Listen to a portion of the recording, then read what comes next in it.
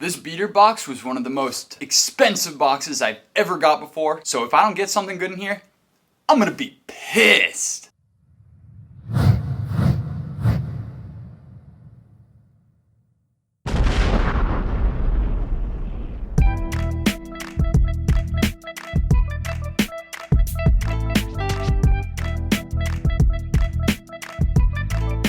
What's going on, everybody? Welcome back to the channel for another beater box unboxing. This series has come to be an absolute staple of the channel, and it's one of my favorite things to do. Today's box is definitely no exception to this rule because I'm opening one of the top 3 most expensive beater boxes I've ever had on this channel. Quite honestly, I didn't want to get one this expensive, but every other box went insanely quickly this weekend, and this was the only one that I was able to cart and check out in time. This box cost $1,850 plus $25 shipping and $198.88 in California taxes for a grand total of $2,073.88. Wow! Like I said, this box was insanely expensive and I am pumped to be opening it. Without further ado, let's dive into it and find out what's inside.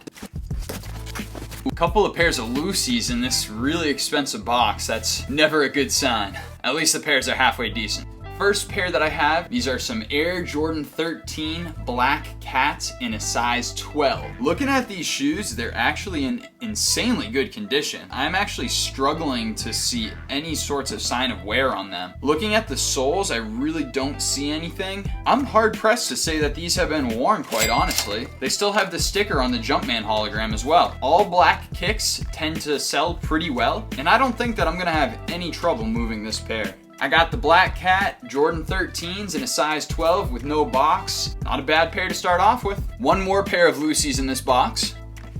Here I got a pair of Jordan 4 Green Glows. This is actually one of my favorite Jordan 4s of all time. These are a size 11, one size too small. They are in lightly worn condition and come with no box. Looking at the bottom, there is some definite wear to the stars. Heel drag is pretty minimal for the most part, and the only flaw that I can really see as far as the outsoles is just your traditional wear. Those should be pretty easy to scrub down and get all of the dirt off there. The uppers are looking pretty good. There's some minor scuffing. It's nothing too crazy. I'm sure that it could probably be buffed out. Midsoles are looking pretty good. Just your typical wear and tear on these Jordan 4s. Size 11, Jordan 4 Green Glow, no box. One of my favorite pairs of Jordan 4s. Thank goodness it's not in my size because I would certainly be tempted to keep them if they were. The remaining pairs of kicks in this beater box all come with boxes. Might as well figure out what we got left.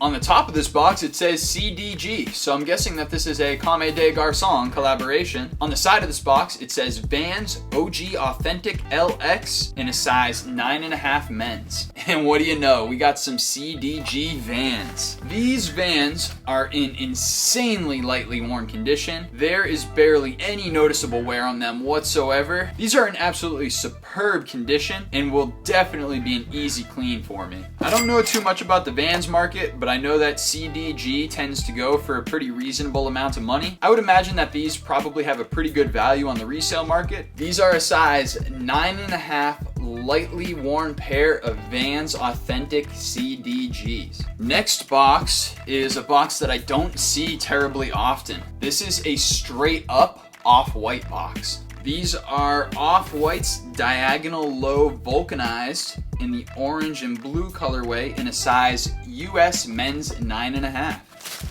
And look at that. We got some Off-Whites. I have never had just an Off-White pair of shoes before. It's always been a collaboration with Nike. So getting these is something new and interesting and something I'm not very used to. These appear to be in very lightly worn condition. You can see a little bit of dirt on the bottom of the shoes, but honestly, they look absolutely amazing. Like, I feel like if I scrub these down, they're going to probably pass as dead stock. The uppers of the shoes show no discernible wear to them, and the insoles of the shoes are actually not worn down whatsoever. Something tells me that these were probably worn once indoors, and that's about it. There's really no way that you could tell that they were worn unless you were to look at them from the actual outsole. Size 9.5, Off-White, diagonal low vulcanized. Pretty crazy shoe right here. I guess that's pretty much par for course when it comes to off-white shoes. There's always a little bit of funkiness to them.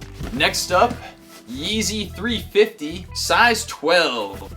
And wouldn't you know it, got a pair of the Zebra 350s. Based off of the lack of discoloration on these shoes, I suspect that these were probably the most recent release. These shoes restocked a whole bunch of times, and you can definitely tell that the older shoes are a lot more yellow than the newer shoes. I think that these are probably one of the re-releases or restocks or whatever you want to call it. Another pair that's in insanely lightly worn condition. These things just need a quick scrub down on the outsole, and as soon as I do that, they're going to be in nearly pass as dead stock condition. There's a tiny bit of dirt on the boost and a tiny bit of dirt on the outsoles. The uppers are in absolutely flawless condition with no signs of wear, no dirt, no scuffs, no nothing. This is just one of the cooler pairs out there, quite honestly. Size 12, Yeezy 350 Zebra. Crazy good condition, original box. One of my favorite pairs of 350s out on the market. And what do we have here? But another pair of Yeezy 350s. Also in a size 12.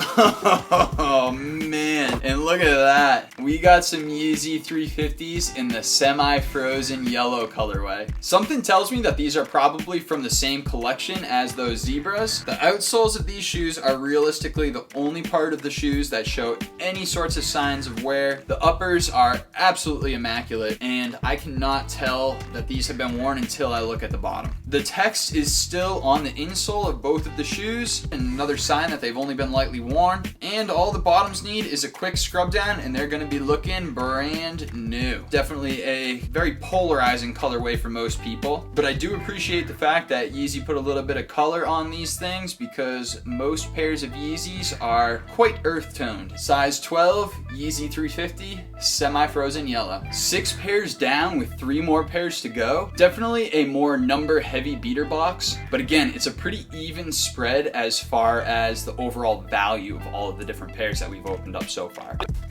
Unfortunately, the tag on this old school Nike box has been kind of ripped off, but it looks like it says Air Max 1. And indeed, these are some Air Max 1s. These are in a size 9.5, and honestly, I forget what the colorway is on these. I've been seeing these a whole bunch on Instagram recently, and I've been seeing a bunch of restoration artists that have been doing sole swaps on these, which would make sense because the shoe is actually from 2003. I can only imagine that this midsole is probably getting to the end of its life because shoes that are 20 years old, well, if they haven't been worn all that much, they tend to deteriorate a little bit more quickly. The bottoms of the shoes are looking absolutely amazing. There's some fogging within the air units and some typical creasing on the uppers of the shoes. We got a size 9.5 Nike Air Max 1 original box. It's nearly a 20-year-old shoe. About to run out of room on this shelf back here. I got so many pairs in this box. 2 more pairs left to go. Got a Nike box, Air Foamposite 1 in a size 9.5. And we got a pair of what looks like the olive green Air Foamposite ones. This is a 2015 release of Air Foamposites, and they look like they're in dead stock condition actually. Foamposites typically have pretty sneaky resale value on them because their retail value is actually pretty damn high. They never really go down too much in price unless they've been heavily worn. So the fact that these look like they're in dead stock condition is really good news. Kind of a cool material on here. It's almost like a super light suede over that Foamposite shell. And there's just a couple of scuff marks on the lateral sides of the shoe, which I'd imagine are probably from storage and just moving around in the box, quite honestly. Pretty cool pair, nice material, size 9.5 Nike Air Foamposite 1 in the olive green colorway. That brings us to the last pair in this box. Hopefully these will be pretty good because a Nike SB box and the dunk craze going absolutely off the chain right now. One can only hope. Size 12 Nike Dunk Low Premium SB Quick Strike.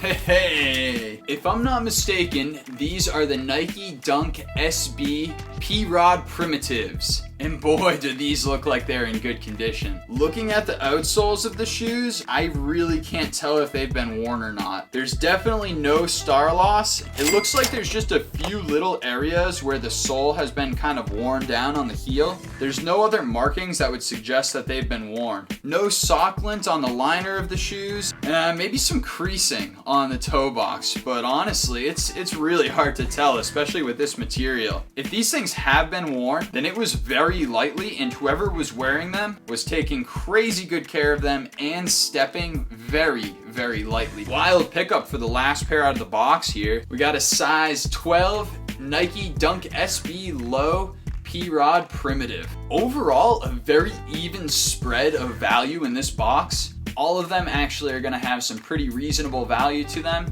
and to be honest with you, I kinda like that out of these $2,000 boxes, because that means that there's not one single shoe that I have to move to make back the entire value of the box. I'm gonna be able to sell things here and there a little bit more quickly because all of these shoes are gonna be right around a more affordable range, and I'm not gonna have to find any sort of specific buyer. Let me know what you guys think about this box in the comments below. Was it worth the nearly $2,100 that I paid for it? Only time will tell, because we're gonna have to see how much each pair sells for. If you guys enjoyed the content of today's video, I'd really appreciate it if you could drop a like and hit that subscribe button. Taking the 10 seconds to click the mouse twice and hit the like and subscribe helps to push this channel forward and helps me to continue to create content for you. If you are interested in buying any of these shoes, you can find them for sale at the website www.sailboatsupplies.xyz. As always, thank you to everybody that stuck around until the cold, bitter end of this video. You guys already know, I'm Sailboat, and I'm out of here.